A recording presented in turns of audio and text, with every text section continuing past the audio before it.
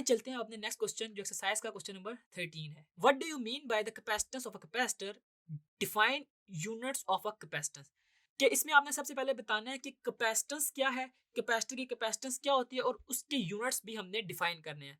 तो इसमें सबसे पहले आपने बता देना कि capacitor is a device which is used to store charges. ठीक है, ये वो डिवाइस है जिसमें हम चार्जेस को स्टोर करते हैं। इसके अलावा आप बता देंगे कि चार्जेस का पोटेंशियल डिफरेंस के साथ क्या रिलेशन होता है, Q is directly proportional to V। और जब हम इस प्रोपोर्शनलिटी को हटाते हैं तो वो होता है Q is equal to CV।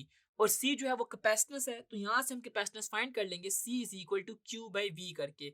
आपको पता है कि कैपेसिटेंस के यूनिट्स होते हैं फैरेड, और फैरेड को डिफाइन किया जाता है कि if 1 coulomb of a charge given to the plates of a capacitor produces a potential difference of 1 volt between the plates of the capacitor, then its capacitance would be 1 farad।